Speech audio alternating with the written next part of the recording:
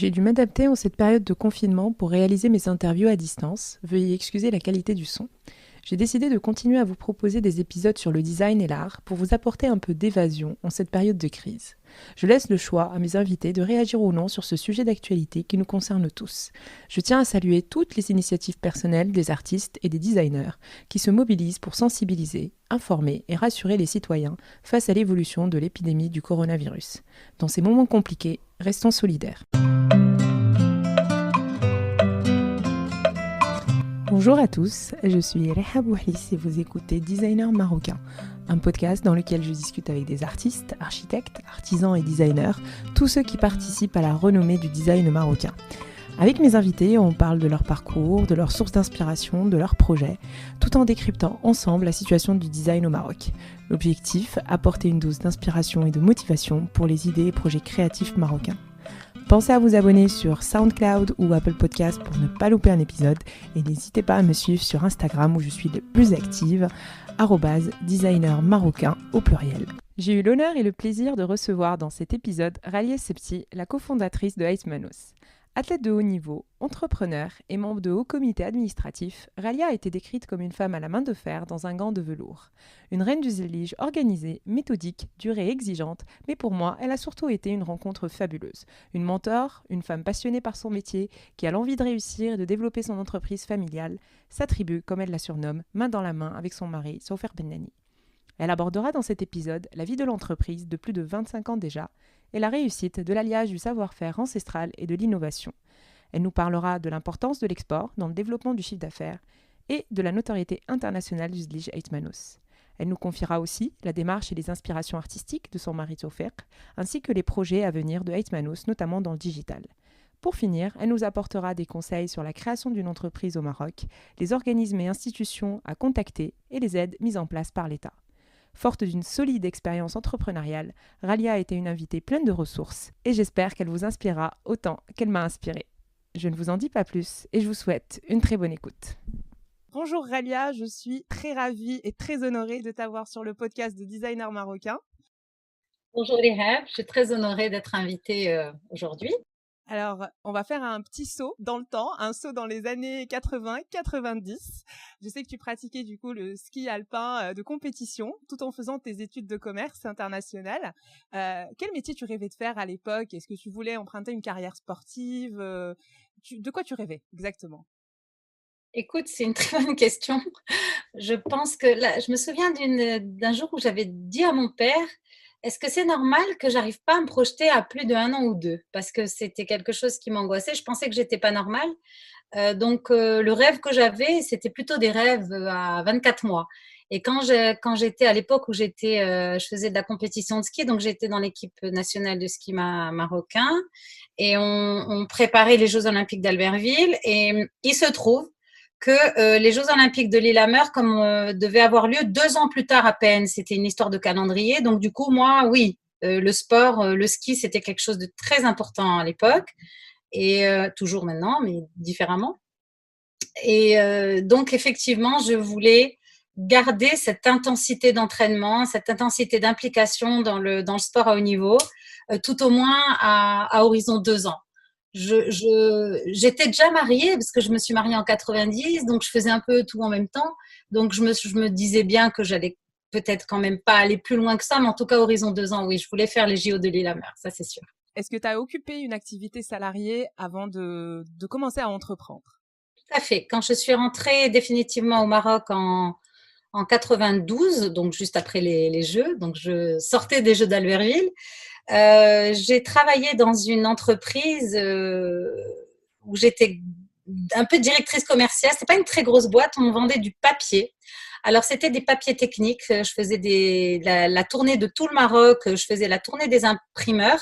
Et donc, ça m'a appris un secteur d'activité qui était lié à l'impression qui m'a beaucoup, beaucoup aidé plus tard quand j'ai commencé mon entreprise parce que j'ai tout de suite voulu faire des très beaux catalogues avec des très beaux papiers. J'avais eu la chance de pouvoir, à l'époque où tout était encore tout papier, avant Jésus-Christ.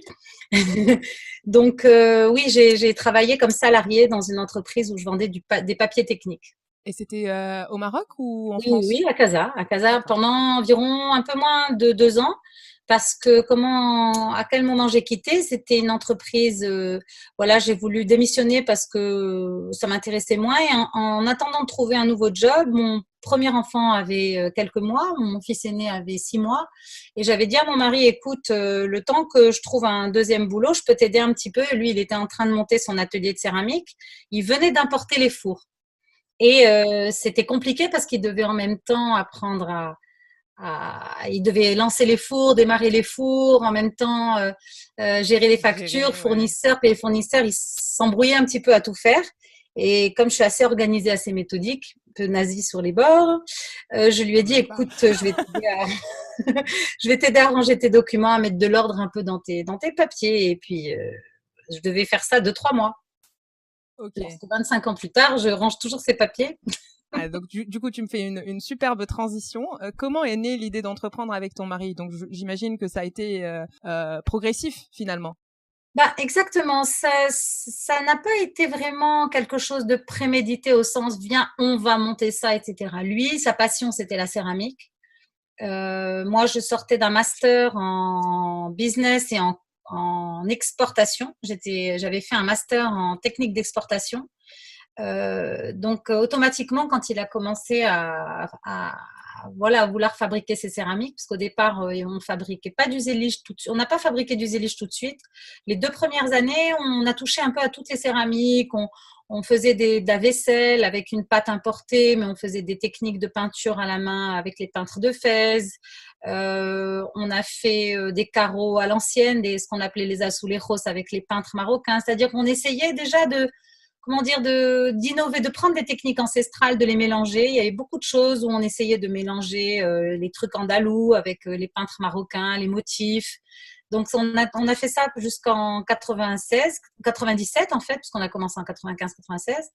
Donc, pendant un an et demi, on a touché un peu à tout. Et à partir de septembre-octobre 97, ça a correspondu d'ailleurs avec la naissance de mon deuxième enfant, on a vraiment, vraiment démarré le zélige à la fin de l'année 97. D'accord. Et Taoufik a fait des recherches et son idée, en fait, c'était de dire le zélige, c'est un produit d'artisanat, un métier d'art qui est admiré dans le monde entier, qui est beau, qui est ancestral, qui a une valeur esthétique et intrinsèque inouïe. Et pourtant, on ne peut pas l'exporter. Pourquoi? Parce que si vous voulez l'exporter, il faut nécessairement avoir des poseurs, des mallems qui viennent poser sur les chantiers. Donc, à l'époque, on entendait tous parler de ces chantiers en Arabie Saoudite, ces grands palais, ces mosquées où les mallems allaient pendant 6 mois, 8 mois, 1 an, 2 ans. Bon. Mais si vous vouliez avoir une maison aux États-Unis ou en France avec les visas et tout, soit vous deviez commander des panneaux en ciment et en mortier qui étaient épais de 5-10 cm, qui étaient ingérables, imposables, intransportables. Et c'est dans ces conditions qu'il a eu l'idée de faire un zélige léger, fin, facile à poser, facile à couper. Voilà. Donc son idée, c'était comment je vais faire pour faire un zélige facile à poser, emboîtable et facile à couper. Donc c'est comme ça qu'en 97, il a mis au point le zélige préassemblé, prêt à poser. Donc on a été les premiers à mettre ça au point. Bon, entre-temps, il y a plein d'autres produits plus ou moins similaires qui se sont retrouvés sur le marché. Mais non, on a été à l'origine de cette aventure de zélige préassemblé. Et notre premier projet, ça a été en 98. On a eu un salon aux États-Unis. Le salon Coverings de 98, là où on avait gagné un prix de Tiff Kennedy salon de Floride. Oui. Et à ce moment-là, on a eu la chance d'être sur un projet important d'une grosse villa à Miami. Et c'était notre premier projet important où on a fourni une villa entière avec ce zélige préassemblé prêt à poser. Est-ce que tu peux nous rappeler que veut dire Heitmanos? Pourquoi ce nom? Est-ce que dès le départ, l'entreprise a été nommée Heitmanos? Alors oui, dès le départ. Alors c'est marrant parce que Taoufik a eu cette idée de ce nom très très très très tôt. Dès qu'on s'est connus, il avait en fait une fascination, et moi aussi, fasciné par les arts décoratifs berbères, vraiment berbères, très graphiques, très géométriques. Et c'est vrai qu'au Maroc, ça commence maintenant, hein, il faut dire que les choses ont changé en 25 ans et c'est très bien. Mais avant, on faisait pas tellement honneur aux motifs berbères. On parlait beaucoup des motifs islamiques, mais les motifs berbères, ils datent bien avant des arts décoratifs islamiques. Tout à fait. Ouais. Et quand on se baladait dans le Maroc, il était toujours fasciné par ces motifs qu'il y avait sur les casbahs, etc. Et il me disait toujours, moi, si je monte une entreprise, ça s'appellera Aït, et puis Aït Manos, parce qu'on est la tribu des mains, en fait. Aït en berbère, ça veut dire la tribu, le village, les gens d'eux, enfin voilà. Et Manos, dans le monde entier, c'est de l'espagnol. Aït Manos, c'est la tribu des mains. Donc voilà. Et pourquoi vous avez démarré, on va dire, la conquête de l'international par le marché américain? Alors, ça a été un peu un accident parce que, et là, je vais évoquer en fait une opportunité, parce que souvent, c'est une série d'opportunités qui fabriquent un peu l'histoire d'une entreprise. Moi, j'avais jamais vécu aux États-Unis, je n'étais jamais allée aux États-Unis. Je parlais l'anglais comme on apprend à l'école, comme tout le monde. Mais mon mari, par contre, lui, avait vécu en Angleterre longtemps et aux États-Unis longtemps. Il avait vécu 10 ans là-bas quand on s'est rencontrés. Donc, il était très familiarisé avec le pays, etc. Et dès qu'on a commencé à fabriquer le zélige, comme je le précisais tout à l'heure, c'était forcément pour l'export, puisque c'était un zélige qui était destiné à des gens qui ne pouvaient pas avoir accès à des ma'allem pour poser. Donc, par nature et par nécessité, il fallait qu'on exporte. Ouais. Donc, on a eu la chance de se faire repérer par la Maison de l'Artisan du Maroc, à Rabat, qui est l'organe de promotion de l'artisanat, donc du ministère de l'Artisanat. Il y avait à l'époque un directeur qui s'appelait Si Mohamed Saïri, qui est toujours, d'ailleurs, c'est devenu un ami entre-temps, et qui était fasciné et très sensible à l'innovation. Très sensible, c'est quelqu'un qui connaît les métiers d'art du monde entier. Et donc ça, c'est intéressant parce qu'il a une culture générale importante. Et quand il a découvert ce qu'on faisait, il a dit, mais attendez, mais c'est génial ce que vous avez apporté en 2 ans, un apport technique et esthétique, parce qu'il y a toute la partie aussi design dont on parlera un peu plus tard, je pense. Mais il a dit, j'aimerais bien que vous exposiez aux États-Unis. Il y a un salon en mai. Et puis, ils nous ont financé. À l'époque, c'est un petit peu changé aujourd'hui, mais à l'époque, la Maison de l'Artisan vous finançait jusqu'à 100% des frais de salon les 2 premières années. Donc, les 2 premières années, les entreprises comme nous, on n'avait pas un rond qui vaille. On n'avait rien. On était vraiment des étudiants qui démarraient. On n'avait pas des parents qui avaient les moyens. Ils nous donnaient des coups de main, mais on n'avait pas un investissement, on n'avait pas une mise de fonds importante. Et donc, la Maison de l'Artisan nous a donné l'occasion de nous payer un stand à Coverings. Et en plus, c'est là qu'on a gagné le prix. Donc, ça a été… le fameux prix Tiffany, c'est ça? Ouais. On a été les stars du salon là pendant toute la semaine. C'était un truc incroyable. Tout le monde voulait travailler avec nous. Donc, on a signé avec les plus gros distributeurs de carrelage haut de gamme. En mai 98, on avait signé à l'époque avec Walker Zinger, avec Country Floors. Anne Sachs était intéressée aussi. Entre-temps, Anne Sachs est devenu notre distributeur favori, mais on a vraiment fait un saut à pieds joints dans la cour des grands du luxe, des revêtements, en l'espace d'une semaine. Et du coup, ça nous a ouvert les portes de l'Europe. Parce que finalement, en revenant, en commençant à travailler avec les plus grands magasins américains qui étaient sur la 5e avenue à New York et tout ça, j'avais des gens qui m'appelaient de Paris en me disant « Ah, j'ai vu vos produits sur la 5e avenue, je les veux à Paris. » Alors, je dis « Mais vous ne connaissez même pas. » Il me dit « Je m'en fous, je les veux. » Donc, c'est vrai que quand vous avez une référence… Non, mais c'est sérieux, c'est comme ça que ça s'est passé. Hein. Moi, la première fois que j'ai travaillé avec un magasin parisien en juillet 2000, il m'a appelé, il m'a dit, je lui ai dit, mais vous voulez quoi? Il m'a dit, ce que vous voulez, envoyez-moi une boîte avec ce que vous voulez, je vous fais confiance. Je ne sais pas si vous réalisez ce que c'est quand on vient de démarrer et que quelqu'un vous prononce cette phrase. C'est que ça commence à être, il y a un tournant. Il y a un tournant quand on arrête de vous dire, ah, fais-moi ci, fais-moi ça, attends, je vais demander, je vais voir, et c'est quoi, etc. Ou écoutez, faites une sélection, faites la sélection que vous pensez être pertinente et envoyez-moi ça. Donc là, vraiment, on a eu en juillet 2000, donc ça faisait 2 ans qu'on avait commencé aux États-Unis. Donc là, ça a commencé à bien marcher sur l'Europe à partir de 2000. D'accord. Et quels sont les principaux marchés où vous êtes présents aujourd'hui? Alors aujourd'hui, on est très présent aux États-Unis, en Australie aussi. On a un très bon marché en Australie depuis 11 ans maintenant. C'est la 11e année qu'on travaille. D'accord. Alors, on fait de belles affaires avec la Russie quelquefois. On a quelques projets dans le Golfe, mais c'est très calme depuis 2 ans. Et en revanche, on travaille très bien avec le Portugal, l'Espagne, l'Allemagne. L'Allemagne travaille bien aussi, l'Angleterre, la Suisse, et la France. J'ai évoqué la France et l'Italie. L'Italie aussi, qui est un bon marché. Et comment vous sélectionnez vos distributeurs? Est-ce qu'il y a des contrats d'exclusivité notamment ou Tout à fait. Oui, c'est-à-dire que, alors, ça dépend de la taille du pays. Par exemple, aux États-Unis, j'ai une exclusivité avec Anne Sachs, mais j'ai aussi gardé mes clients historiques. Donc, j'ai environ Anne Sachs plus 5 autres revendeurs à travers les États-Unis, dont certains cabinets d'architecture comme le cabinet Peter Marino, qui a été un des premiers cabinets avec lesquels on a travaillé et qu'on continue à servir en direct.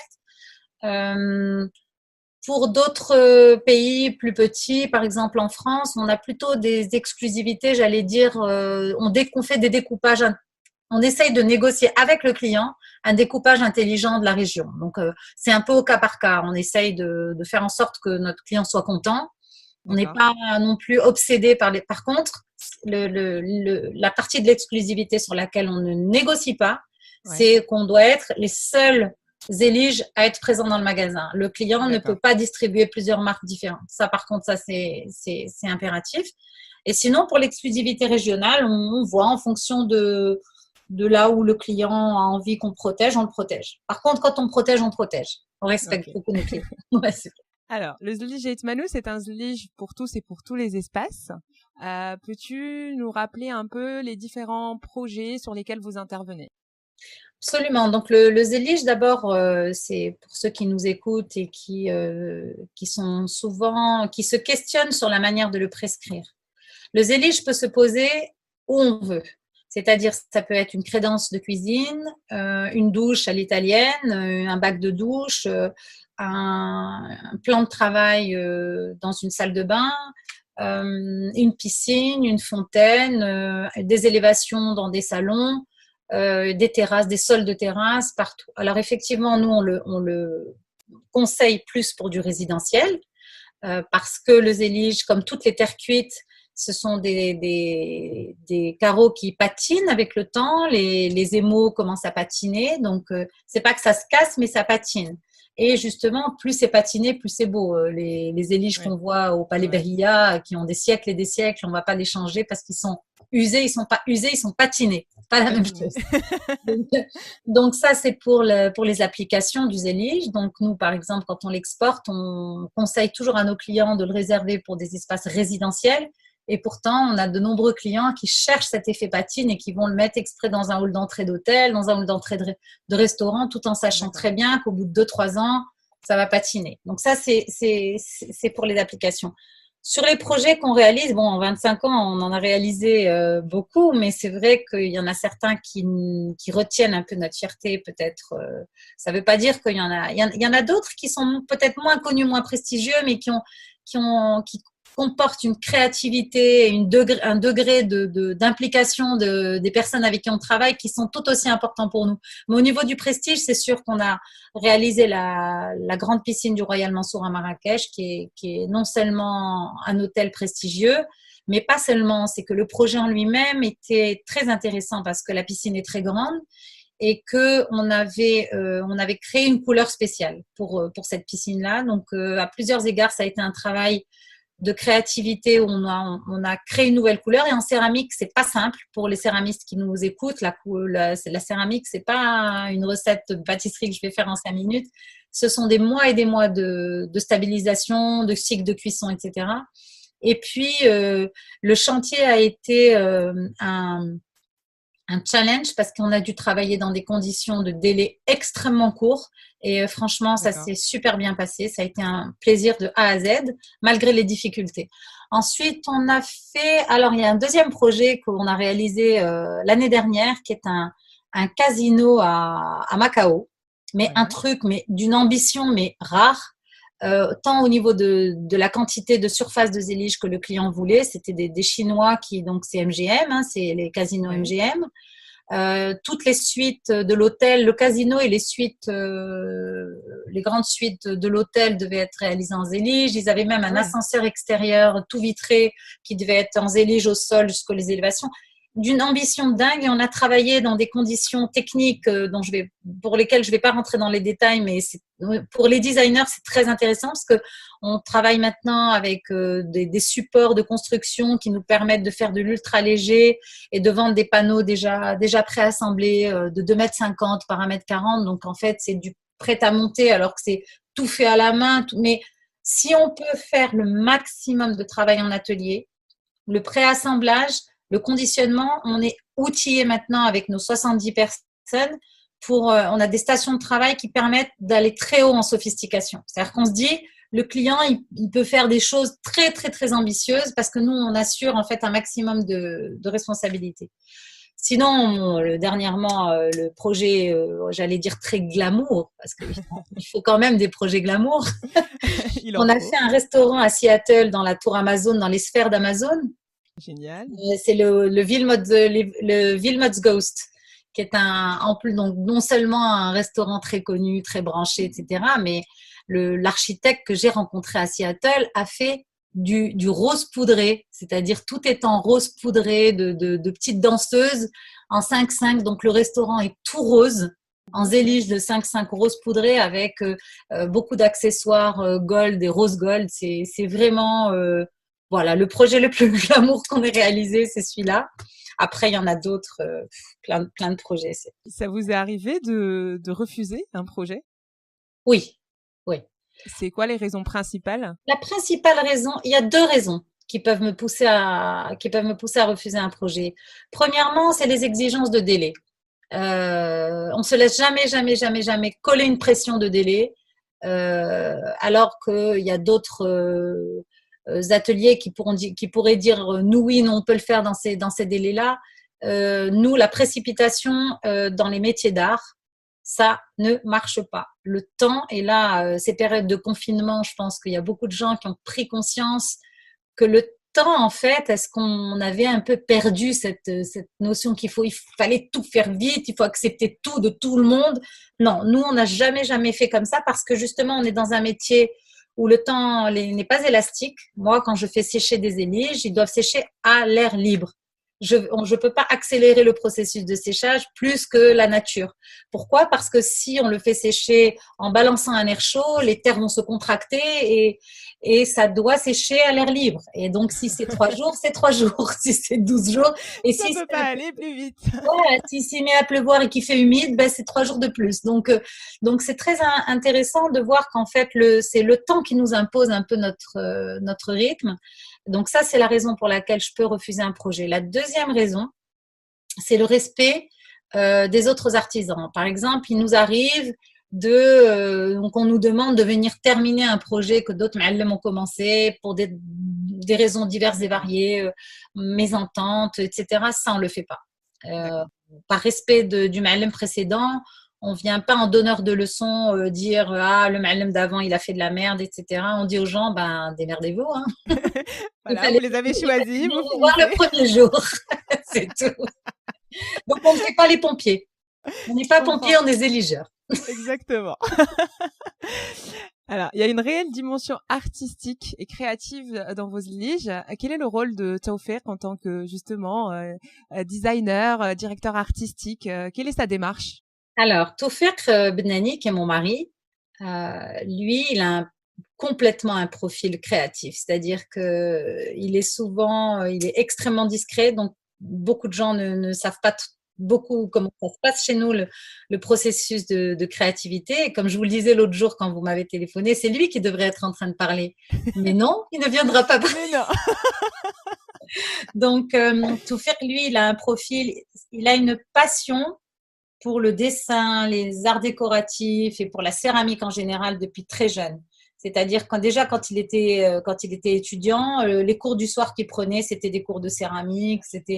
Il a lu 3 millions de livres. Comme il est complètement anglophone, il a avalé toute la littérature anglophone sur la céramique en particulier, les métiers d'art. les arts graphiques. Il est passionné par les arts graphiques. Il a toujours beaucoup dessiné. Donc, c'est lui qui est vraiment complètement en charge de la partie production. Donc, il est en même temps céramiste, c'est-à-dire que c'est lui qui gère toutes ses recettes de couleurs. C'est lui qui connaît parfaitement ses fours. C'est lui qui fait tous ses cycles de cuisson. C'est-à-dire que alors évidemment, entre-temps, on a monté des équipes. On a un laboratoire de couleurs, on a des équipes, il a un chef d'atelier couleurs, émaillage, il a un chef d'atelier cuisson, etc., un chef d'atelier pour les nqash, pour tailler, et puis un responsable qualité aussi. Donc en fait, il a maintenant, il a une équipe structurée autour de lui, mais c'est lui qui assure vraiment toute la partie amont de l'activité d'Ait Manos, c'est-à-dire c'est toute la partie amont, de la conception à l'élaboration des recettes de couleurs, les cycles de cuisson, les émaillages, les motifs, et puis toute la partie assemblage, préassemblage, conception des tableaux, etc. Donc ça c'est lui qui fait tout ça, en discrétion totale. J'imagine qu'il s'inspire de tout son brassage, puisqu'il a vécu un peu partout aussi. Alors, exactement, c'est-à-dire que Taufik, lui, déjà dans sa famille, il a une grand-mère autrichienne qui l'a élevé aussi, il a grandi avec elle à la maison parce qu'il a perdu son père très jeune. Ses parents étaient diplomates, il a grandi une partie aux États-Unis quand il était tout petit, ensuite beaucoup au Sénégal, il a adoré le Sénégal.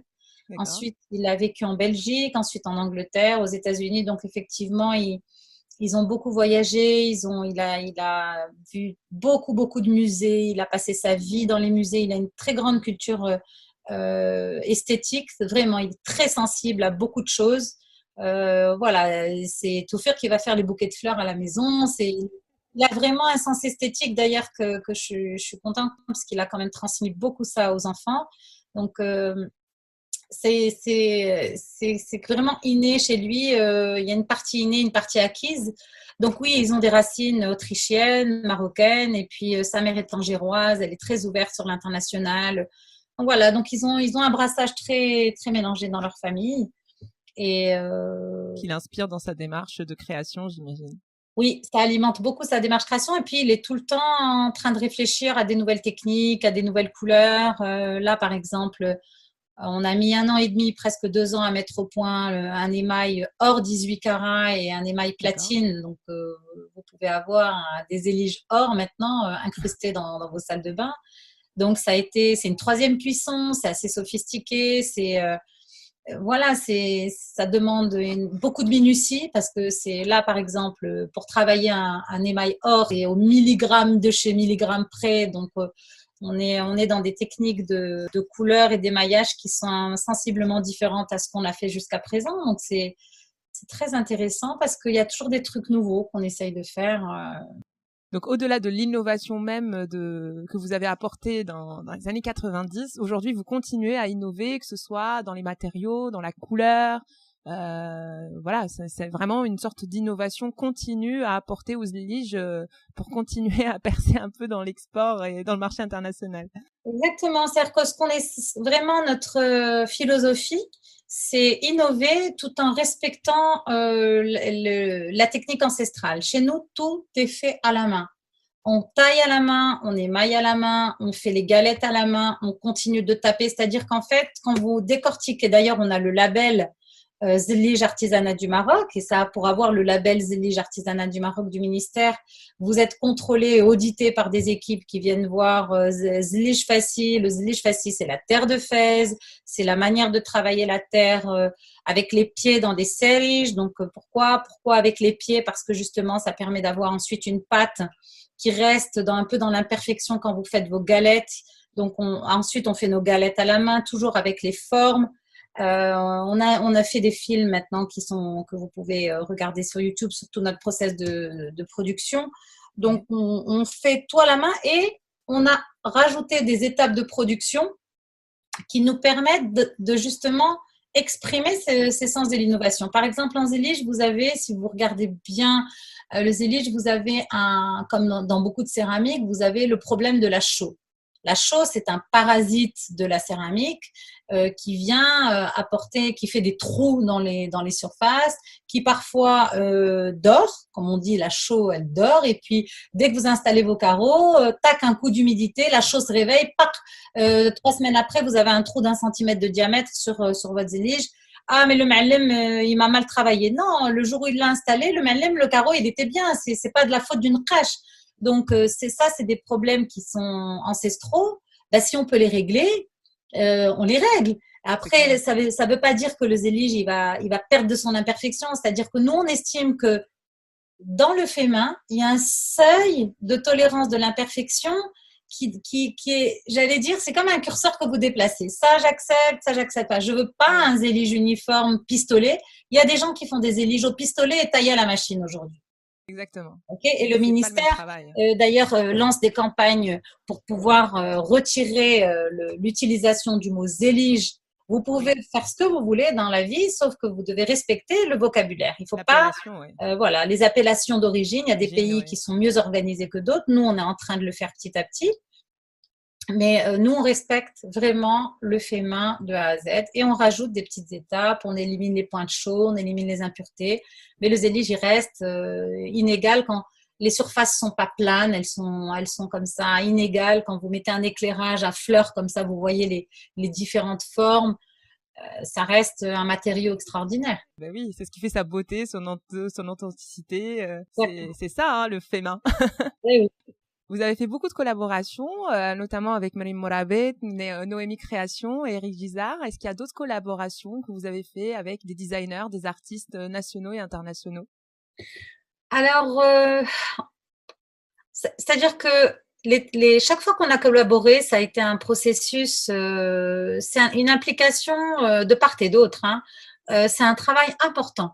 Quand on a fait le Pixel avec Myriam Morabit, c'est un travail qu'on a commencé à faire en janvier et qu'on a exposé à l'Institut du monde arabe en octobre. Donc, on a mis 8, c'est une gestation, hein, un projet comme ça de collaboration, c'est une gestation. Et encore, là, ça n'a pris que 9 mois parce que on avait un deadline, parce qu'il y avait l'expo, de l'Institut du monde arabe. Avec Eric Gisard, c'est un peu différent. Donc, le Pixel, oui, c'est fabuleux. Et puis, en fait, ça s'arrête pas. Le Pixel, on l'a retravaillé avec Myriam l'année dernière pour le rendre modulable, parce qu'en fait, au départ, le Pixel, c'était une œuvre. Oui, voilà, ok. C'était une œuvre, c'était un panneau qui était avec une dimension X, largeur, hauteur. Il y avait deux jeux de couleurs. Il y avait des tons chocolat, brun, etc., naturels, et des tons dans les tons bleus, etc. Il y avait 9 tons à chaque fois. La règle du Pixel, c'est 9 tons. Donc, et puis c'est un jeu de montré caché. Je sais pas si, en tout cas, le Pixel est visible sur notre compte Instagram. Oui. Donc, sur le site aussi.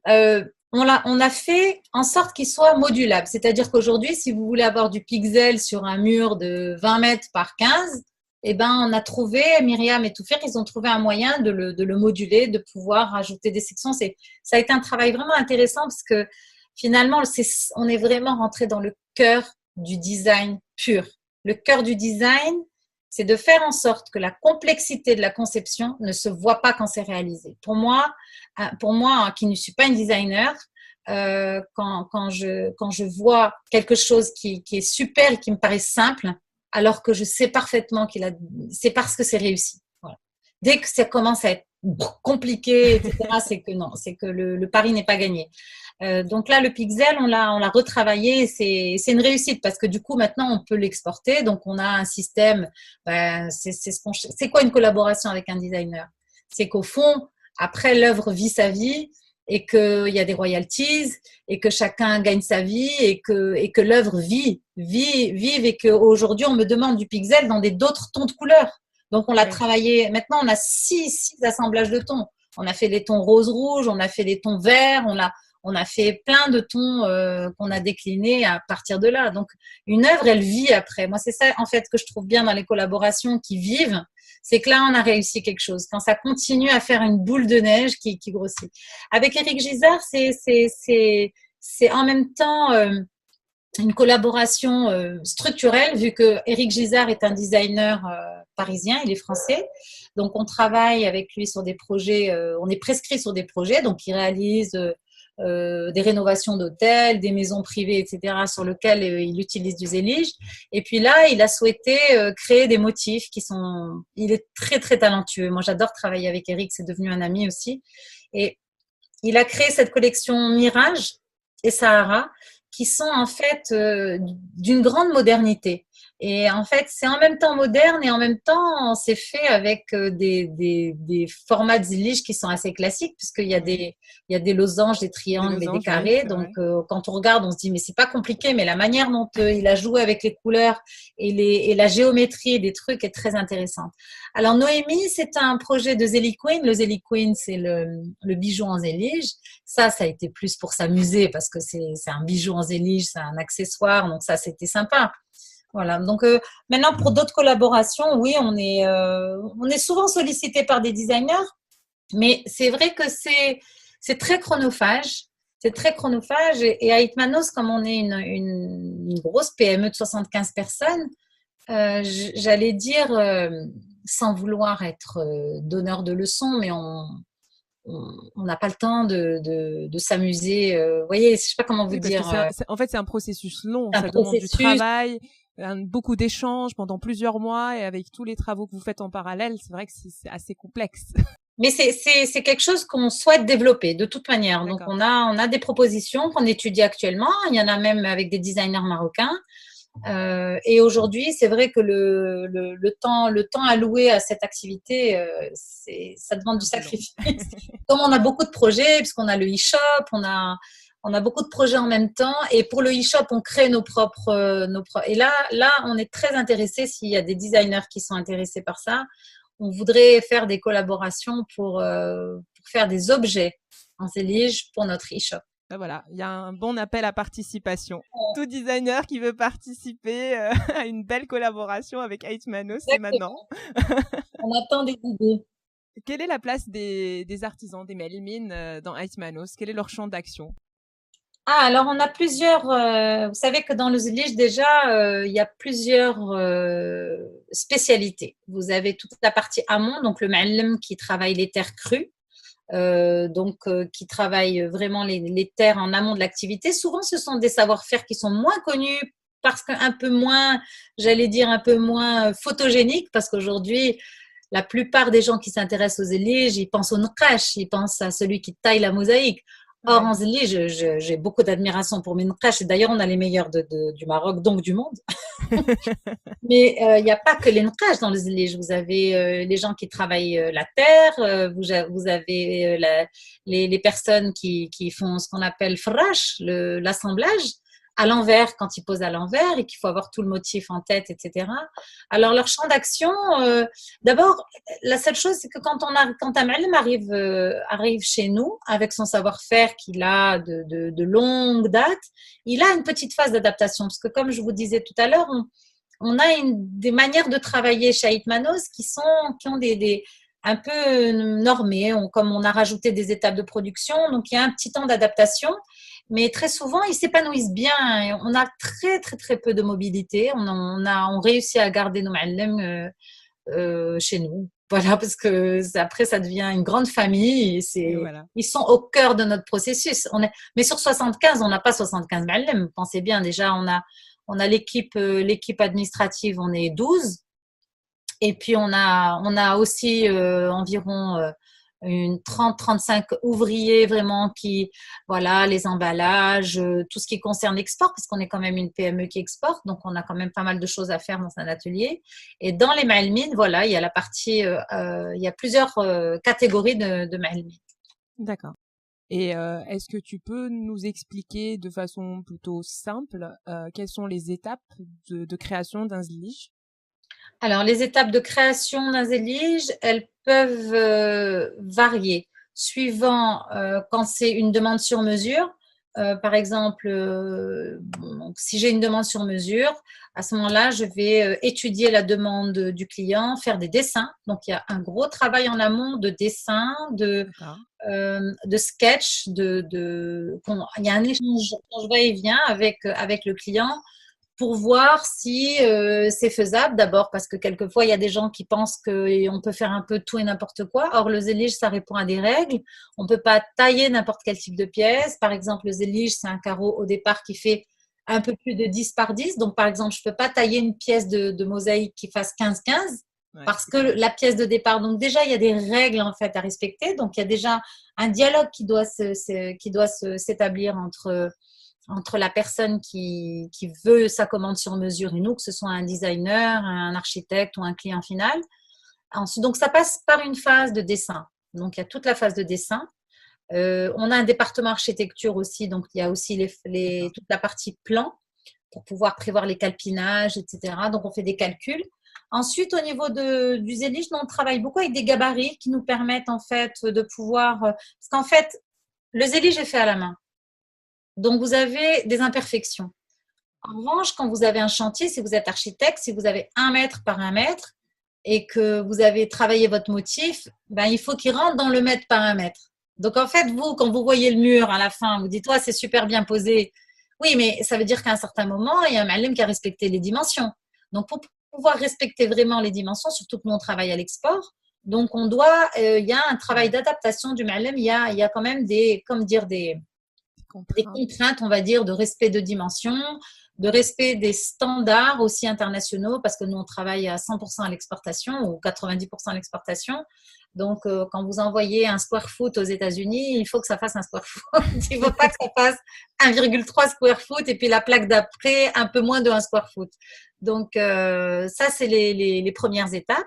Ensuite, après, ça passe à la fabrication. Après, on a un système d'organisation interne qui fait que les commandes passent à la fabrication et ensuite on les taille, on les assemble.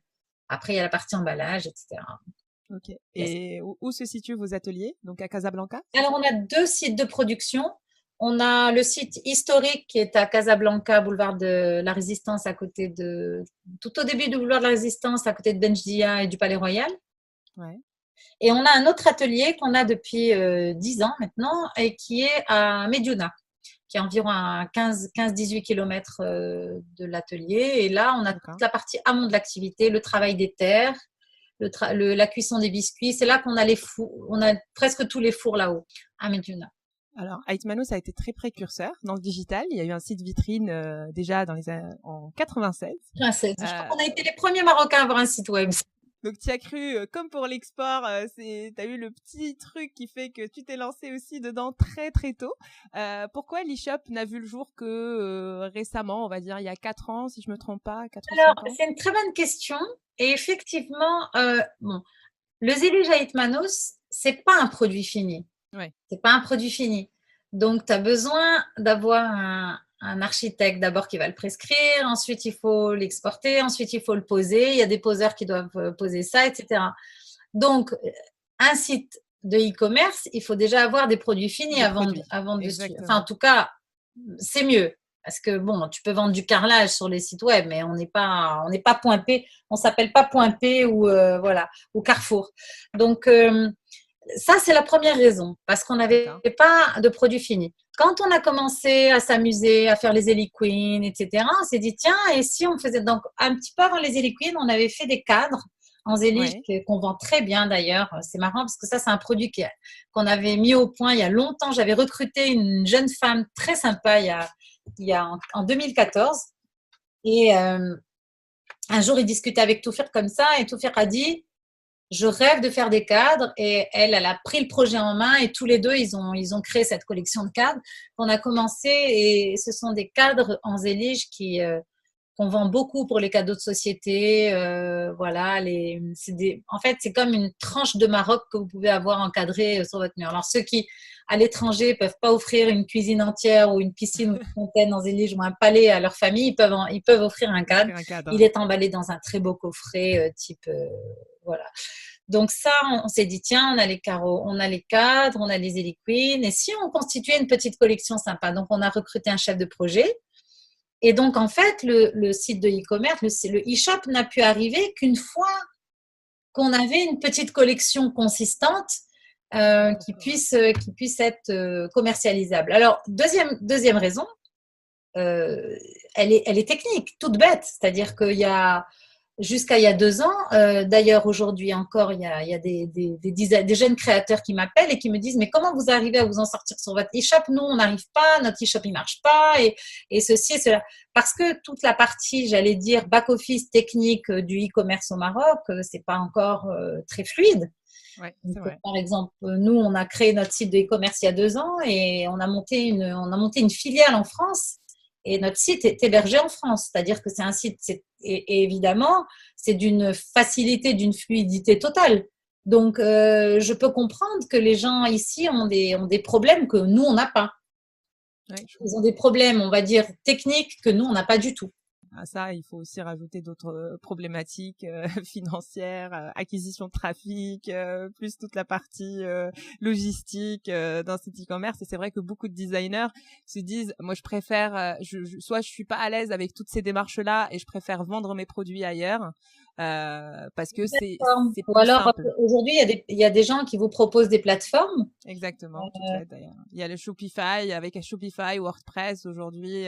Ah oui, Euh, oui, d'accord. Non, moi je pensais à des plateformes, j'allais dire comment on appelle ça, des marketplaces. Des ah oui, oui, oui. marketplaces où, alors il y a un designer qui va produire, je sais pas moi, 2, 3 pièces de temps en temps et il préfère avoir une marketplace.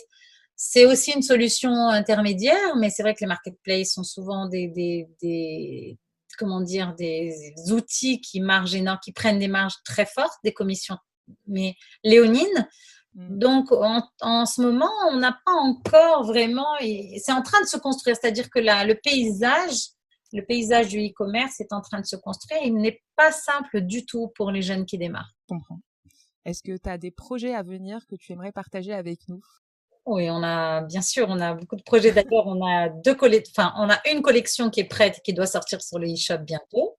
Ouais. Ce sont des miroirs Zelig qui sont très sympas. Ah, super. C'est un super produit, le miroir. Ouais. Voilà, le miroir, c'est indispensable. Ensuite, qu'est-ce qu'on a comme projet? Oui, on a des projets à l'export. On est en train on vient de livrer, là, c'est parti il y a 3 jours, un magnifique projet au Portugal, qui est la rénovation d'un palais qui appartient à une famille royale et qui devait héberger une très belle exposition sur Yves Saint-Laurent et le Maroc. Donc ça, on a hâte que ça soit installé. Donc ça, c'est un très beau projet. Qu'est-ce que j'ai d'autre? Voilà, donc et puis surtout là en ce moment, le projet très court terme, c'est sortir du Covid. C'est vrai. Pas trop d'embûches, et je pense que ça aussi c'est une chose qu'il faut évoquer aujourd'hui, c'est-à-dire il y a beaucoup de jeunes entrepreneurs qui sont en train de monter leur structure ou qui venaient de la monter ou qui se posent beaucoup de questions. Bien sûr que le stress est important, le doute est important, mais la partie digitale et le fait qu'il faut continuer dans la même direction que ce qu'on s'était fixé, tout en intégrant une partie plus importante à la dématérialisation et au digital. C'est-à-dire ce qu'on pensait faire, par exemple le e-commerce, puisqu'on en a parlé il y a 2 minutes. Euh, le centre monétique interbancaire ici, qui est l'interface, qui est l'interlocuteur de base pour tous les jeunes qui veulent monter leur site de e-commerce, ils ont enregistré une multiplication. Enfin, je crois que les demandes ont été multipliées par 400 là sur les dernières semaines, ce qui est absolument extraordinaire. Et forcément, les choses vont évoluer beaucoup plus vite que prévu. Elles avaient évolué sur un trend, et là, ça va évoluer beaucoup plus vite. Donc, Ouais. toutes les difficultés que les gens ont connues, elles vont se résoudre beaucoup plus vite que prévu, parce que nécessité fait loi. Là, vous avez beaucoup de gens qui réclament une certaine fluidité, le problème des paiements, le problème du rapatriement de fonds, les commissions sur les problèmes de cartes bancaires, etc. Tout plein de choses qui font il faut s'accrocher parce que ça va se fluidifier. C'est clair. parce que de mon expérience à moi, j'avais connu un système tellement simplifié pour monter un site e-commerce. C'est vrai que j'ai découvert toutes les complexités pour monter un projet e-commerce au Maroc. C'est pas du tout évident, c'est pas en un clic. Nous là-bas, il suffit de aller tout de suite rapidement sur Internet, on monte un statut sur Internet, on monte un site Internet. Rapidement, on a toutes les plateformes de paiement qu'on peut connecter à notre site. C'est vrai qu'il y a une certaine fluidité qui est juste exceptionnelle, qui encourage justement ces démarches de jeunes entrepreneurs qui veulent se mettre au digital. Alors qu'au Maroc, on a encore pas mal de contraintes et chaque étape est un peu complexe. Et en plus, on est un peu perdu face aux différents interlocuteurs et on ne sait pas à qui s'adresser. Alors, il y a un problème d'interlocuteur et il y a un problème de maturité du système et puis de réglementation parce que on peut incriminer beaucoup de choses à beaucoup de monde, mais le fait est que le système n'est pas libre. On n'est pas dans un pays où la monnaie s'échange C'est ça, librement. exactement. C'est un système qui est encore encadré. Et donc, à partir du moment où le système est encadré, tous les intervenants doivent respecter un certain canevas de réglementation. Et donc, c'est un peu la faute de personne et la faute de tout le monde. De tout le monde. Donc, mais en revanche, il est certain que les choses vont s'améliorer. Moi, je suis très optimiste là-dessus. Ça va s'améliorer pour la simple raison que la demande est forte. Quand beaucoup de gens veulent la même chose, ça fait pression sur les intervenants et sur les fournisseurs et sur les. C'est clair. Ouais. Sur les administrations publiques. Ouais. Justement, tu fais une belle transition. Tu as toujours milité pour l'entrepreneuriat et pour l'export, notamment aussi, surtout dans les métiers d'art, de l'artisanat. Ouais. Pour citer un peu les différents postes. En 2006, déjà, tu as créé la première fédération des entreprises d'artisanat au sein de la Confédération générale des entreprises du Maroc. Tu es présidente fondatrice de la commission export de la Chambre française de commerce et d'industrie du Maroc depuis juin 2015.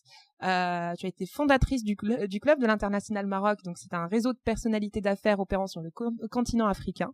Et en janvier 2019, tu as obtenu le mandat d'administrateur indépendant au sein du Centre monétique interbancaire. Donc effectivement, je pense que vu le fait que tu voulais faire évoluer l'entreprise Heitmanos et avoir plus de facilité justement pour tes démarches, que ce soit administratives, à l'export, etc. Tu as tenu à occuper des postes très importants et même à créer des structures qui n'existaient pas pour faciliter peut-être les démarches de l'entreprise. Alors oui, enfin, je me suis retrouvée, ça s'est pas passé tout à fait comme ça, c'est-à-dire que la Fédération des entreprises d'artisanat, il faut replacer le contexte, c'est qu'en 2006, 2005-2006, nous, on commence à bien se débrouiller depuis 98-2000. Ça fait 6 ans qu'on commence à être un peu, on va dire, un peu connu comme l'atelier qui fait les choses un peu différemment, qui est innovant. En même temps, c'est ancestral. On a des beaux marchés aux États-Unis, etc. Et puis, c'est pas que ça, c'est qu'on est une quinzaine d'entreprises qui commencent à se structurer. Il y a quand même quelques belles entreprises à Marrakech. On est vraiment au début d'un mouvement, d'un vent de créativité dans l'artisanat, indéniablement. Et en 2004-2005, il y a un nouveau ministre du tourisme et de l'artisanat, Adil Douiri, qui a lancé un grand programme de restructuration du tourisme et qui est en train de préparer aussi un programme de restructuration de l'artisanat. Sauf que pour l'artisanat, il a comme interlocuteur, parce que l'artisanat a toujours été organisé à travers des chambres d'artisanat. C'est-à-dire que vous avez des chambres d'artisanat qui existent dans toutes les régions du Maroc, avec des gens qui sont élus, et le président de chaque chambre d'artisanat est député au Parlement. Ça veut dire que vous ne pouvez pas imaginer mieux comme représentativité de votre secteur. Dans votre région, votre représentant, il est directement au Parlement. Quand il y a un problème, il pose sa question au Parlement. Donc, en fait, sur le papier, la tradition a fait que les artisans, ils ont toujours été très bien représentés politiquement. Là, on parle de la politique. Exactement, ouais. Donc, à Adil Douiri, il y avait un nouveau… Donc, les artisans, c'était plus les mono-artisans, les petits artisans dans les bazars et tout ça, qui avaient des petits ateliers, qui étaient plus représentés par ces chambres d'artisanat. Donc, Adil Doué, quand il a lancé son programme, il y avait un programme pour l'entreprise. Il y avait un système de volonté de créer des locomotives. Lui, il rêvait de faire des Hermès et voilà, des Hermès à la marocaine. Ouais. Et c'est vrai, donc il avait besoin d'interlocuteurs structurés. Donc, à ce moment-là, la CGEM, donc la Confédération Générale, nous a approchés. On était une quinzaine d'entreprises. On a dit, bah, venez, on va vous incuber. Ok. Est-ce que ça vous intéresserait de vous regrouper pour être l'interlocuteur d'un programme qui, de toute façon, va vous concerner? Donc, c'est comme ça, Ouais. en fait, que ça s'est fait. Donc, on a commencé à se réunir en septembre 2005. Et puis, quelques mois, donc, on a établi qu'est-ce qu'on veut, comment il faudrait qu'on soit organisé, qui doit faire partie de cette fédération. Il faut qu'on soit fabricant, il faut qu'on soit dans les métiers d'art. Attention, on ne veut pas de gens qui fassent que du commerce. On ne voulait pas des bazars, par exemple, parce qu'on voulait des gens qui aient des problématiques de matières premières, des problématiques d'artisans, de problèmes. Voilà. Donc, on s'est regroupés, on a fait cette fédération de l'artisanat. Moi, j'ai été élue comme présidente en mars 2006. J'étais la première présidente. Donc, c'est vrai que ce poste-là, j'étais jeune, hein, j'avais 35 ans. Et moi, dans ma fédération, dans mon bureau, on était 15 membres. J'avais un Haj Amal Mekder qui avait 75 ans, qui avait une entreprise de tapis à Kenitra. J'avais des gens qui étaient de tout le Maroc. J'avais Mohamed Sarrini, le grand potier de Safi que tout le monde connaît. Ouais. J'avais plein donc tous ces gens qui étaient membres de mon bureau, c'était des gens qui étaient plus âgés que mon père. Plus âgés que mon père. Et d'ailleurs, il m'appelait bébé présidente. Oh, Il m'appelait bébé présidente. le Et surnom. tellement ça, c'est que c'était un secteur qui est très arabisant. Moi, je me suis retrouvée à devoir faire des discours devant le Premier ministre à l'époque, et donc il a fallu que je me remette à l'arabe parce que À moi, j'avais l'arabe, oui. mon arabe et tout. Donc, ça m'a demandé un boulot, mais de dingue d'implication, parce que du jour au lendemain, je me suis retrouvée à devoir représenter mon secteur et représenter les intérêts de mon secteur. Et là où on a quand même été une des fiertés que j'ai eues de ce passage à la fédération, c'est qu'on a réussi quand même à réorienter certains programmes qui avaient été faits sur du papier par des consultants et qu'il a fallu donc réorienter, réadapter à la réalité de ce qu'on vivait, tenir compte de toutes les filières. Parce que moi ce dont j'étais fière dans ma fédération, c'est que j'avais dans mon bureau toutes les filières d'artisanat. J'avais Ouais. des ferronniers, des, des fabricants de tapis, j'avais des potiers, des éligeurs, des gens qui étaient dans le bois, des gens qui étaient dans le textile. Il y avait vraiment toutes les filières et Ouais. toutes les régions. Parce que Ah ouais. l'artisanat, c'est pas Casaraba, hein. Exactement, c'est ça. J'avais Fès, Meknès, Safi, Marrakech, j'avais l'Ayoun, j'avais un fabricant de bijoux à l'Ayoun, Sahara, j'avais vraiment une représentativité. Et quand vous êtes représentatif, vous êtes crédible. Et quand Ouais. vous êtes crédible, eh ben, vous pouvez agir pour changer un peu les choses. Et j'ai passé vraiment 4 ans, mais de dingue, parce que moi, à l'époque, ma petite dernière avait 2 ans, j'avais 3 enfants qui étaient, enfin, ça a été un boulot Bah, vraiment, ça dingue. a été vraiment très soutenu, c'était complètement dingue. Mais j'ai gardé un très très bon souvenir.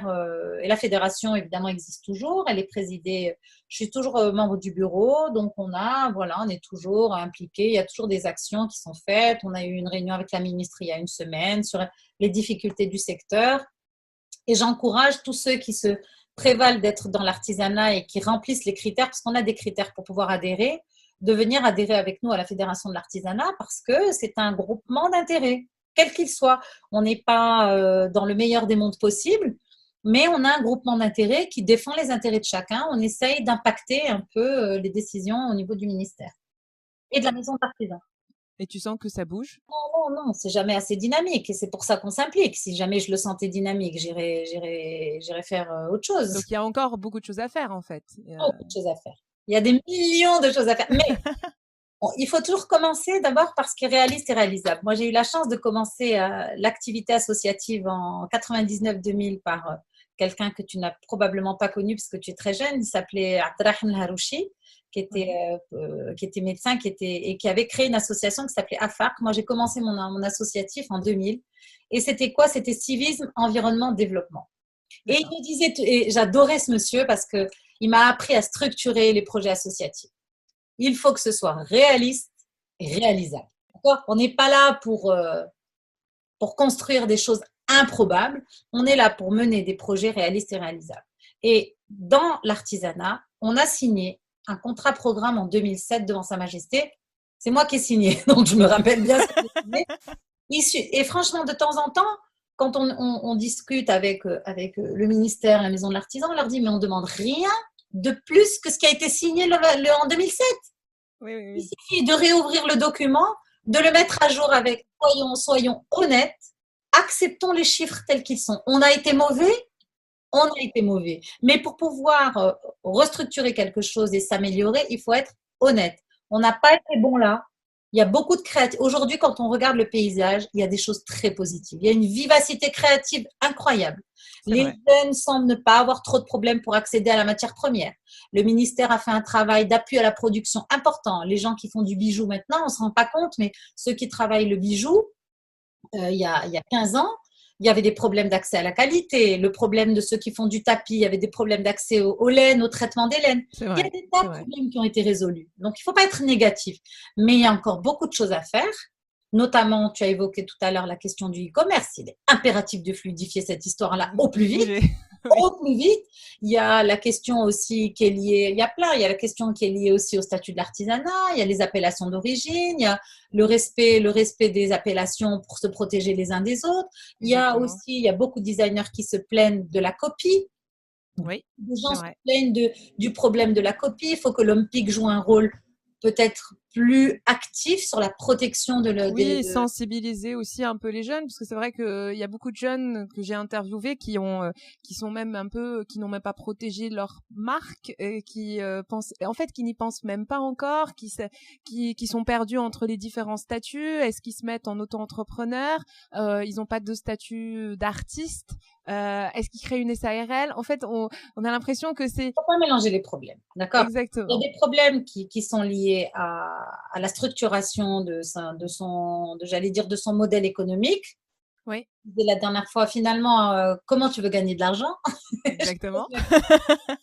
C'est vrai, il faut rester basique. Et puis, Oui, la question de la protection, de se protéger. Quand on veut protéger sa création, il y a aujourd'hui l'OMPIC, c'est vrai. Oui. on y va et on se protège. Moi, je n'accepte pas quelqu'un qui me dit ah, j'ai créé ma marque il y a 3 ans, je ne l'ai pas protégée. Ben, je suis Ah, c'est vrai désolée. que c'est hallucinant. C'est Oui. stupide. Aujourd'hui, il y a des choses qui sont stupides. Nous, il y a 25 ans, l'OMPIC, c'était embryonnaire. C'est la première chose qu'on a faite, c'était de déposer notre marque.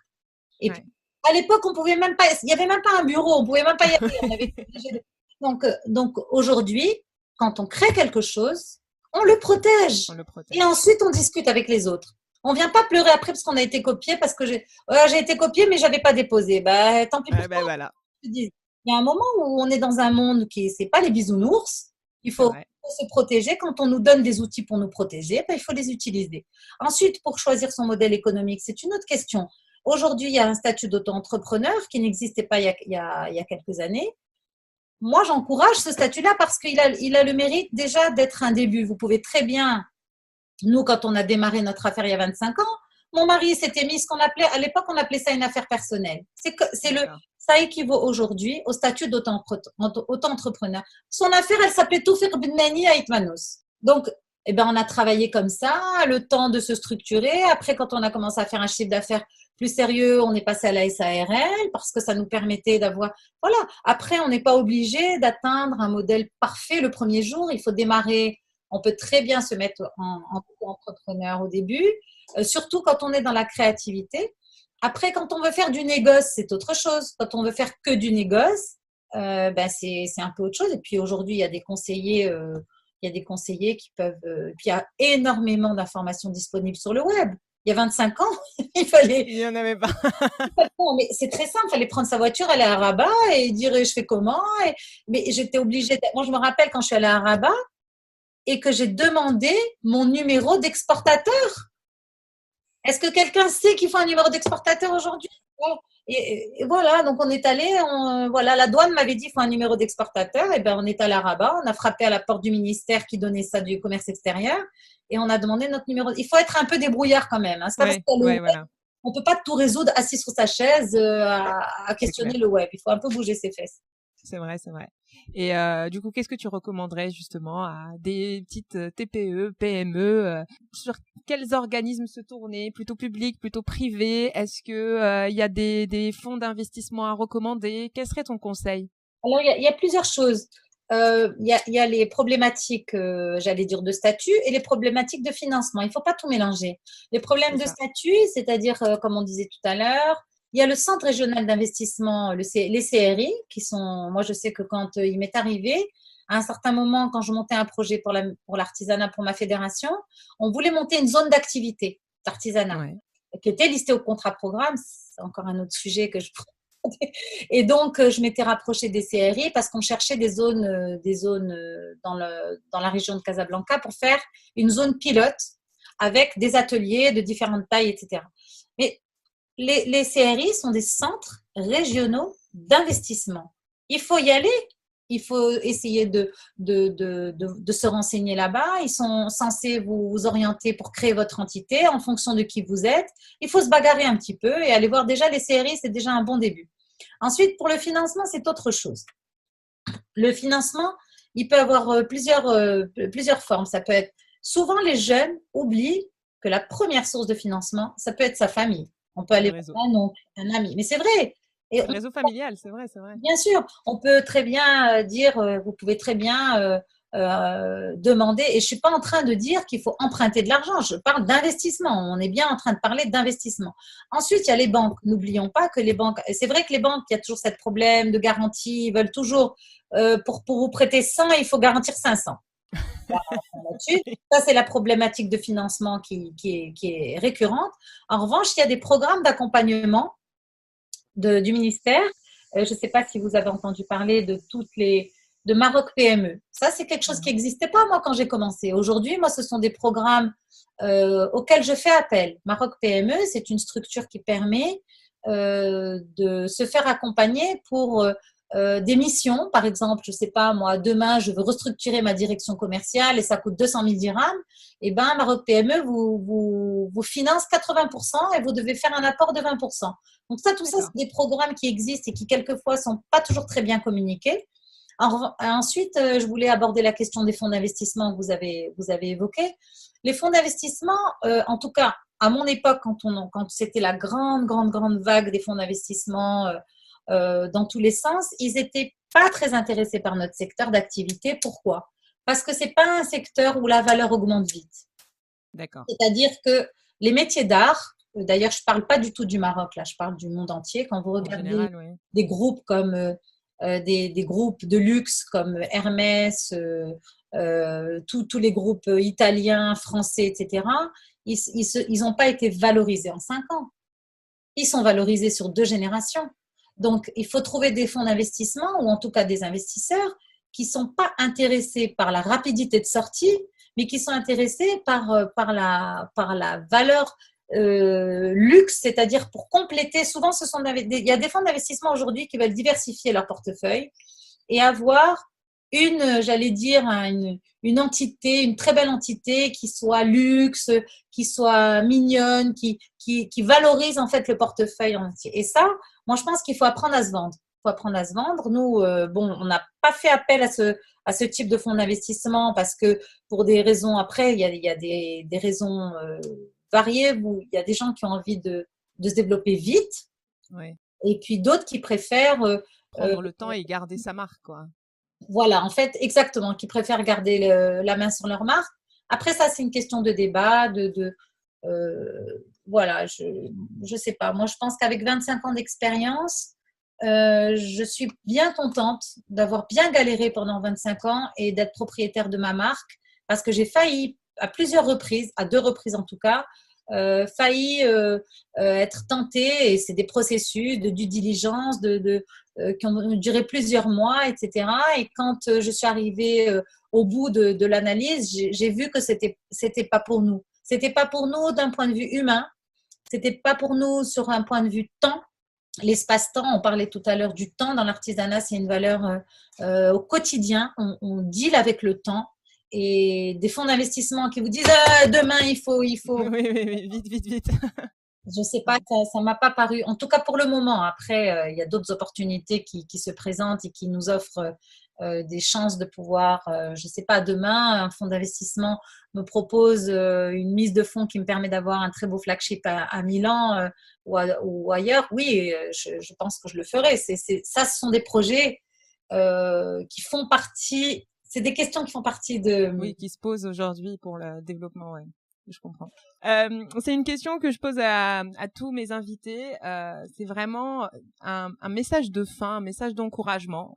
Toi, femme entrepreneur marocaine depuis 25 ans, avec tous les points qu'on vient d'évoquer pour créer son entreprise, pour se développer, pour valoriser l'artisanat, pour s'exporter, quel serait vraiment ton conseil pour la jeune génération? Alors, c'est marrant parce que j'en parlais hier. Il faut pas avoir peur de tout faire en même temps. Je crois dans les discours que j'entends chez les jeunes, il y a beaucoup qui ont des plans. C'est-à-dire, je vais d'abord faire ça pendant 2, 3 ans, ensuite je vais faire ça pendant 3 ans, ensuite je vais faire ça pendant 2 ans. Un peu comme si on faisait des plannings pour s'investir à fond dans quelque chose. Ouais. Moi, je pense que quand on est jeune, il faut tout faire en même temps. Oui, ce que tu me disais. Tout faire en même temps. Tout faire en même temps. Parce que d'abord, on a beaucoup d'énergie. Ouais. Quand on fait tout en même temps, ben, on acquiert de l'expérience dans ce tout, dans ce tout C'est en vrai. même temps. Donc, et il vaut mieux faire plein d'erreurs quand on a 25, 26, 27, 28, plutôt qu'à 40 ans, dire je vais d'abord faire 10 ans de salariat et puis quand j'aurai 40 ans, je monterai ma boîte. Non, on supporte beaucoup moins les galères quand on a 40 ans que quand on a 28. Et donc ça, c'est le conseil que j'ai. Faites tout en même temps. Les enfants, la création d'entreprise, Les tout, deux tout, tout. énergies, le sport, tout ce que tu veux. On a assez d'énergie. Quand on est jeune, on a l'énergie de tout faire en même temps. Réveillez-vous tôt. Et je pense que oui, on a l'énergie de tout faire en même temps. Et puis surtout, ce qui nourrit cette énergie, c'est l'envie de faire les choses. C'est vrai. Je crois que le mot-clé dans tout ça, faites ce que vous avez envie de faire. Quand on a envie de faire un truc, ça donne une puissance de frappe qui est colossale. Quand on a envie de faire le truc, on a envie de faire ce dessin, on a envie de faire ce voyage dans le sud parce que j'ai envie d'aller voir les motifs que j'ai vus l'autre fois. Faut le faire parce que l'envie, c'est le moteur principal. Il ne faut pas brider l'envie. Il faut la cadrer un peu, mais il ne faut pas brider une envie. On a envie de faire des enfants, faites-les. Il ne faut surtout pas attendre. Vous avez envie de faire des compétitions de tout ce que vous voulez, il faut les faire.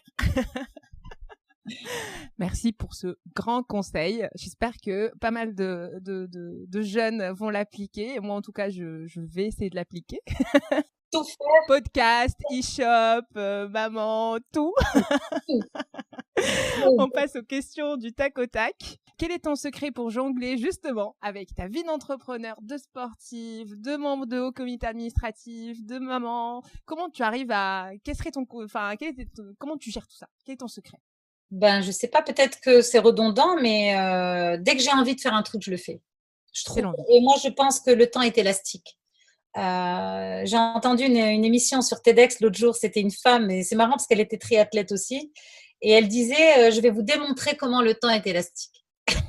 Plus vous voulez faire de choses, et plus vous trouvez le temps de les faire. Et c'est marrant parce qu'il y a souvent des gens qui pensent que j'ai tant d'heures dans la journée, donc je peux pas faire plus que ça. Non, je pense que, enfin, en tout cas, j'arrive à caser une quantité de choses importantes dans une journée.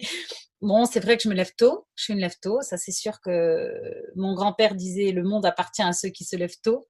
Et j'avoue que c'est une force importante. Je me lève très tôt, donc je peux à 7h30, 8h moins le quart, avoir déjà fait mon heure et demie de sport, m'être douchée, avoir déjà… D'être au taquet. Ça, c'est vrai, voilà. Est-ce que tu as un conseil pour manager une équipe? Écoute, il y a quelqu'un, une dame qui m'avait interviewée une fois, elle m'avait dit, vous êtes vraiment une main de fer dans un gant de velours. Oui, c'est vrai, j'avais lu l'interview, oui. Ouais. Et elle avait raison. Je pense que je me reconnais, honnêtement, avec beaucoup d'honnêteté, je me reconnais. Je suis très, très, très, très ferme, parfois un peu dure, un peu rigide. On me reproche un peu de temps en temps d'être un peu d'être très exigeante, très, très, très, D'accord. très exigeante. En revanche,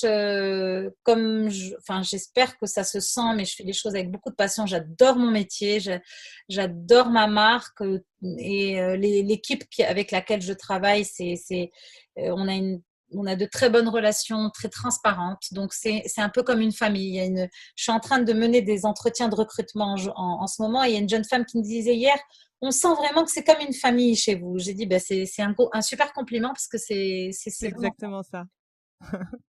Est-ce que tu as un coup de cœur esthétique, une œuvre ou un lieu qui t'a marqué? Alors oui, pour mon travail, il m'arrive d'aller à New York assez régulièrement et dès que j'ai du temps libre, je suis dans les musées et j'étais au MoMA il y a 2 ans Ouais. et donc j'y vais sans même avoir regardé les programmes, j'y vais vraiment au feeling et j'arrive dans une salle et je tombe sur une œuvre qui me prend au ventre et qui en fait, il se trouve que c'était une Marocaine. Quand j'ai vu que c'était une Marocaine, Bouchra Khalili, qui avait fait qui s'appelle The Mapping Journey. Et donc, c'est l'histoire, en fait, ça aborde la question des migrations et de la clandestinité et des gens qui fuient leur pays pour des raisons économiques. Donc, elle fait toute une œuvre autour du circuit et du parcours de ces migrants et l'état de détresse totale et la manière dont ils vivent. C'était très, très, très une œuvre qui m'a beaucoup marquée. J'en parle souvent, même à mes enfants, parce que je pense que les questions de migration, on le vit au Maroc. Je sais que là, pendant la période de confinement, mon fils de 22 ans a participé à des actions de soutien pour aider les migrants en situation de misère et de désarroi total, parce qu'ils n'ont pas eu les 2000 dirhams CNSS, ils n'ont pas eu le revenu Ouais. minimum qu'on a pu donner. Donc, je pense que les migrants, c'est une question qui nous touche beaucoup chez nous dans la famille. Voilà, ça c'est une œuvre qui m'avait marquée, donc voilà. Et un livre de chevet. Alors, un livre, c'est plutôt un auteur. Il y a un auteur que je lis beaucoup depuis 4-5 ans, c'est Haruki Murakami. C'est un auteur japonais. Je suis un peu fascinée par le roman japonais et par cette lenteur qu'il y a, par les paysages, euh, une atmosphère particulière que j'aime énormément. Donc, je lis beaucoup de Haruki Murakami depuis quelque temps. Une ville. Alors, sans hésiter, moi, je suis totalement amoureuse de Lisbonne. Je suis tombée amoureuse de cette ville en 96. Je travaillais avec une cliente portugaise qui est devenue une de mes meilleures amies et on s'est plus quitté. Et donc Lisbonne sans hésiter, je pourrais y vivre. Mais voilà, depuis 96, j'y vais avec les enfants. Mon mari, on a fait beaucoup de road trip au Portugal. C'est un pays qu'on aime beaucoup depuis 25 ans. Et donc, on y va souvent et on a des amis voilà, on y va, on va dans plusieurs régions, on connaît très bien d'ailleurs. Donc voilà, Portugal. Une chanson? Oula, en ce moment, je suis ridicule, mes enfants se moquent de moi, mais j'écoute en boucle un titre de Marilyn Manson qui s'appelle Ouais. Unkillable Monster et que je suis capable d'écouter 7 fois quand je me douche. Ah, c'est génial. Replay J'aurais vraiment pas deviné, hein. J'ai mes replays sur Spotify et voilà, je peux l'écouter 7 fois d'affilée. J'adore, j'adore. Après, j'ai des playlists. Je suis très très Spotify avec mes playlists. J'ai ma playlist pour la voiture, j'ai ma playlist tranquille, j'ai ma playlist partie. Je suis très active sur Spotify. Est-ce que tu écoutes des podcasts d'ailleurs? Énormément, énormément. Un podcast favori? Obsédée par les. Alors en ce moment, j'écoute beaucoup Guillaume Gallienne et Je suis complètement fascinée. Je me suis fait tout Dostoïevski la semaine dernière. Marcel Aimé, Les Contes du Chat Perché. Ah oui, Guillaume Gallienne, il berce mes moments de confinement. Il m'a apporté il m'a beaucoup détendu. Sa voix, sa manière d'animer le roman, sa manière de mettre en exergue certaines parties.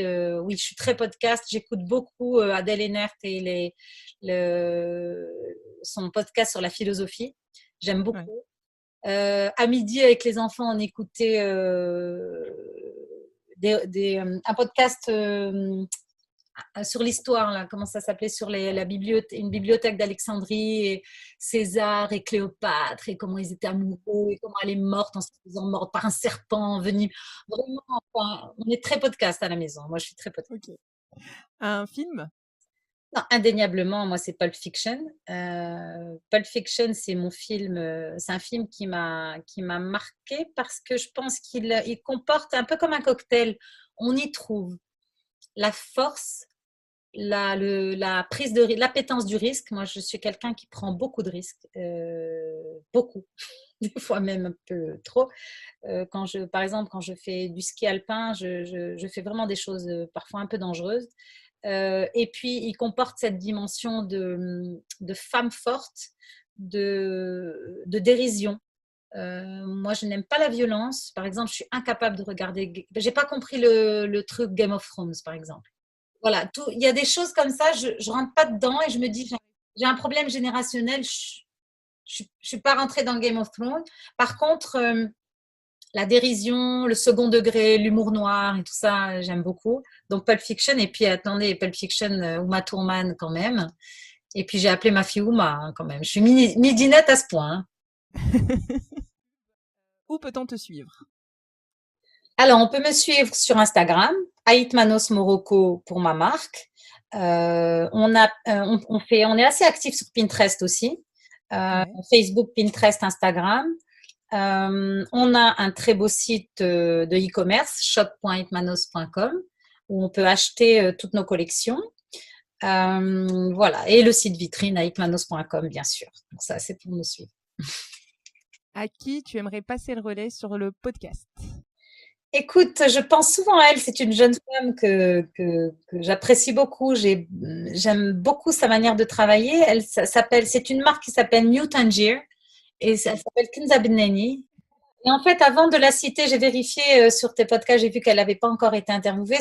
C'est une jeune femme qui a un parcours vraiment, comment dire, je vois en elle, elle synthétise un peu beaucoup de rêves de la jeunesse marocaine. Elle a fait des stages en Italie, elle a une connaissance des matériaux, des textiles, des textures, des savoir-faire, du luxe italien, elle a travaillé en Angleterre, et en même temps, elle a cette passion pour les métiers d'art marocain, pour la broderie. Donc, elle reproduit une broderie de Fès, le Tars de Fès à l'ancienne, et elle a osé créer sa marque, elle se bat pour sa marque, voilà, elle représente vraiment ce que je trouve admirable dans la jeunesse d'aujourd'hui, parce qu'on souvent quand au ministère ou les gens à la radio m'appellent pour participer à une émission, je leur dis mais vous voyez pas qu'il y a plein de jeunes qui font plein de trucs bien, pourquoi aller chercher les vieux, les anciens? Moi je vais vous raconter du réchauffé, ou des fois ils vous ramènent des gens du ministère.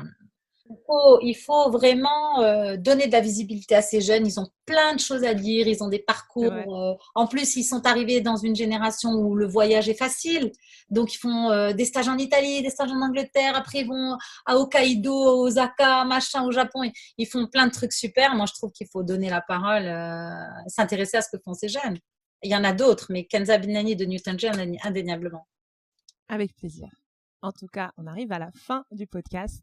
Merci beaucoup pour tout ce temps, pour ta fraîcheur, ta spontanéité. C'est vraiment un échange génial.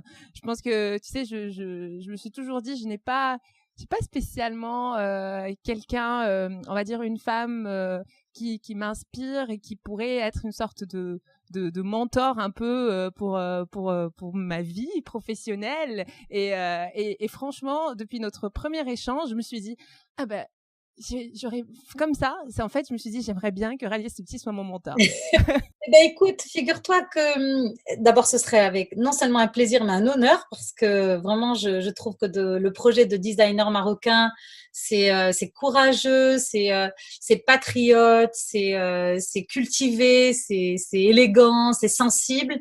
Et puis, moi, je trouve que moi, j'ai eu des mentors quand j'avais 25 ans. Je m'accrochais à des gens. Mais je t'assure, par exemple, là, il y a un monsieur qui avait déjà à l'époque plus âgé que mon père, qui était ingénieur aéronautique, il n'était rien à voir avec mon métier, mais il m'a servi de mentor. Il est encore mon mentor pour plein de raisons. Donc moi aussi j'ai un mentor. Hein, je suis pas Non, mais parce que j'ai beaucoup de choses à apprendre tout le temps. Je pense qu'on a tous les jours, il faut apprendre des choses.